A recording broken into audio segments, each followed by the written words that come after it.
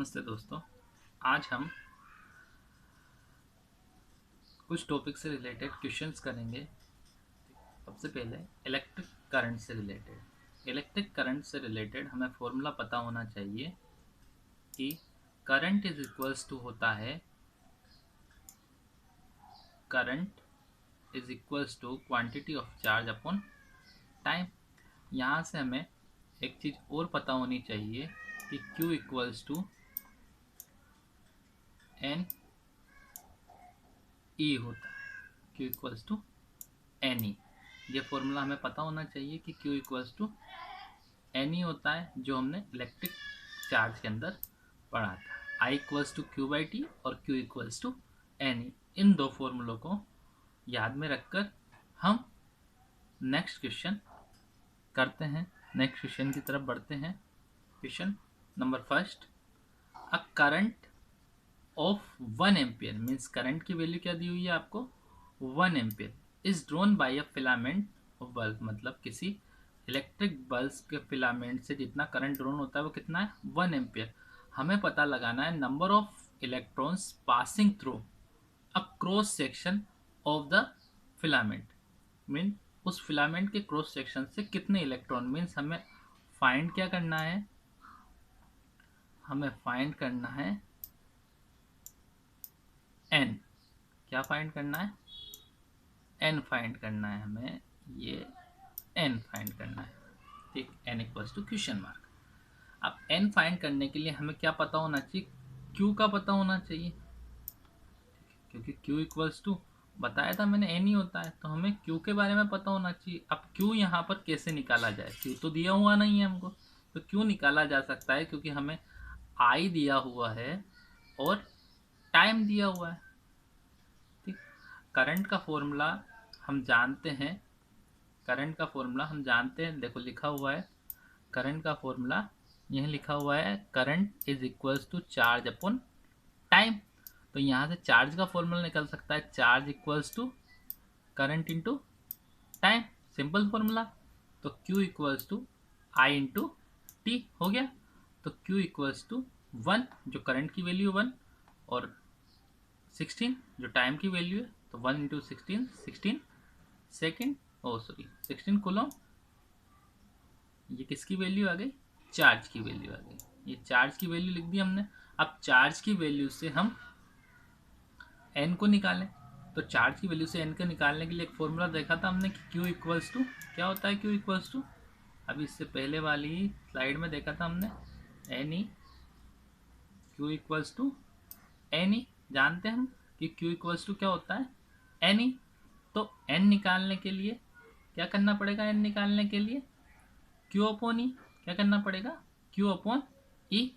तो Q की value 16 upon ए की वैल्यू हम सब जानते हैं, इलेक्ट्रॉन के चार्ज की value 1.6 into 10⁻⁹ N equals to, ये पॉइंट यहाँ से हट जाएगा, ये पॉइंट हटेगा तो यहाँ पर क्या लग जाएगा, यहाँ पर एक ज़ीरो लग जाएगा। और जैसे ही इस 16 से ये 160 कैंसिल होगा तो यहाँ आ जाएगा 1 0 10 आ जाएगा। तो एक 10 ये ऊपर पहले से है, और ये जो 10⁻⁹ है, ये जैसे ही ऊपर जाएगा, तो 10⁻+19 हो जाएगा। तो 1 तो पहले से ही है, 19 और चला गया, तो आंसर क्या आ जाएगा 10⁻20, क्योंकि पावर से ऐड हो जाती है ना, अगर बेस सेम हो तो पावर ऐड हो जाती है 10⁻19। तो और 10⁻1 तो कितना हो जाएगा 10⁻20। इस तरीके से आंसर क्या आ जाएगा 10⁻20। अब नेक्स्ट क्वेश्चन देखते हैं हम। अब ये और ज़्यादा सिंपल क्वेश्चन है, what charge is carried by a conductor. एक कंडक्टर से कितना चार्ज कैरिड होता है, अगर करंट की वैल्यू दी हुई है यहाँ पर और टाइम दिया हुआ है 1 मिनट, क्वेश्चन को ध्यान से पढ़िएगा। हमें निकालना क्या है, हमें चार्ज निकालना है। क्या निकालना है, चार्ज निकालना है। तो क्यू निकालना है हमको, क्या निकालना है Q, means Q is question. Q question mark. तो क्यू की वैल्यू निकालने के लिए हमको ये टाइम किस में दिया हुआ है, मिनट में दिया हुआ है। तो सबसे पहले इसको किस में चेंज करना पड़ेगा, इसको सेकंड में चेंज करना पड़ेगा। तो 1 मिनट को सेकंड में चेंज करने के लिए कितना होता है, 1 मिनट में कितने सेकंड होते हैं, 60 सेकंड। नॉर्मल सी बात है भाई, सेकंड में चेंज करना पड़ेगा क्योंकि ऐसा यूनिट टाइम की सेकंड होती है। Q equals to I into T, normal 4.5 रख दिया हमने और 60 रख दिया। तो इन दोनों को मल्टीप्लाई करने पर कितना आ गया, 27। कितना आ गया, 27 कूलम। नॉर्मल हो गया ये। इसके बाद नेक्स्ट हम पोटेंशियल डिफरेंस पे चलते हैं। पोटेंशियल डिफरेंस के लिए हमें फॉर्मूला ये याद रखना है कि potential difference V is equals to W by Q. V equals to W by Q, V equals to W by Q. अब इसी से रिलेटेड क्वेश्चन हम देख लेते हैं। इफ वर्क डन मीन्स हमें क्या दिया हुआ है, वर्क डन दिया हुआ है।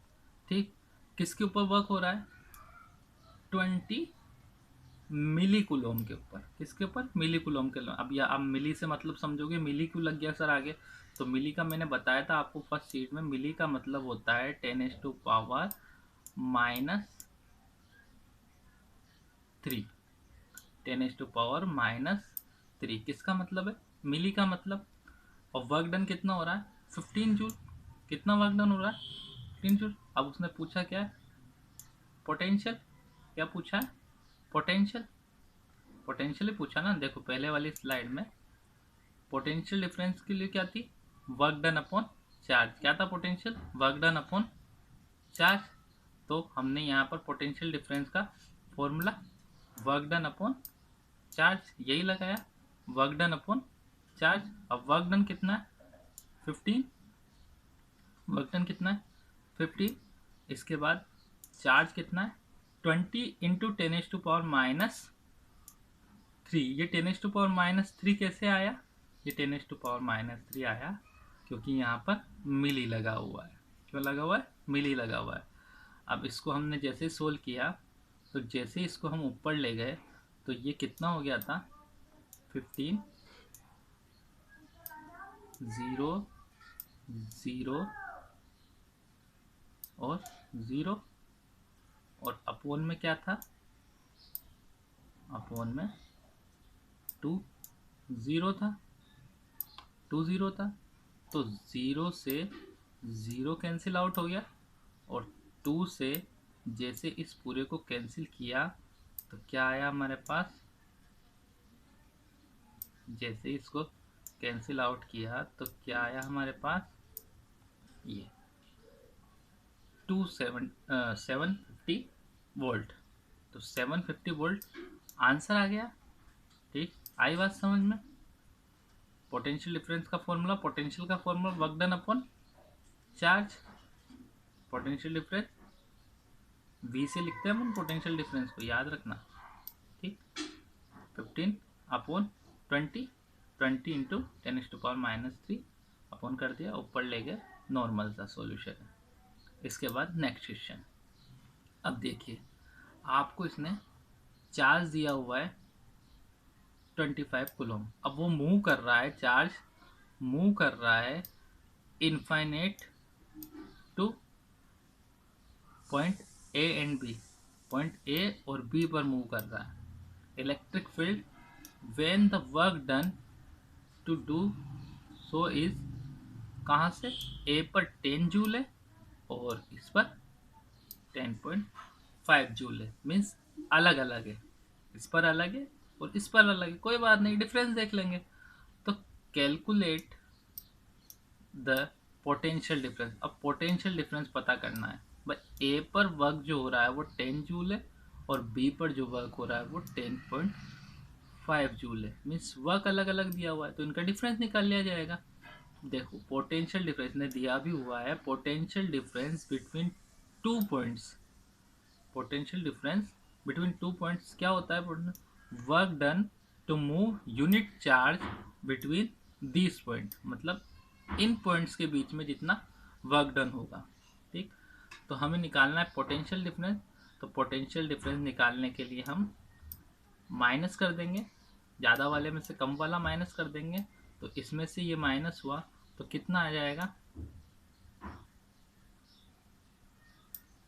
0.5 आ गया।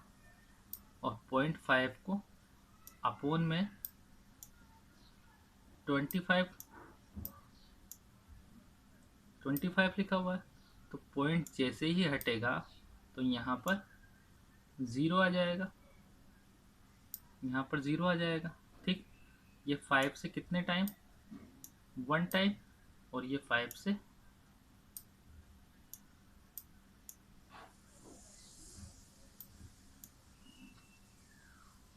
50 टाइम। ठीक, 1 टाइम और 50 टाइम, तो 1/50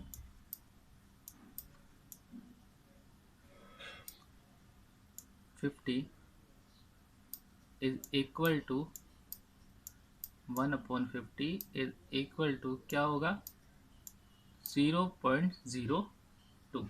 1/50 इक्वल्स टू क्या होगा, 0.02। ये सिंपल सा सॉल्यूशन है। तो आज हमने इलेक्ट्रिक करंट से रिलेटेड क्वेश्चन किए और इलेक्ट्रिक पोटेंशियल से रिलेटेड क्वेश्चन किए, पोटेंशियल डिफरेंस से रिलेटेड क्वेश्चन का। आगे चलकर जब हम ओम्स लॉ और रेजिस्टेंस के बारे में थोड़ा और पढ़ लेंगे तो रेजिस्टेंस से रिलेटेड और ओम्स लॉ से रिलेटेड क्वेश्चन किए जाएंगे। Okay, now thank you.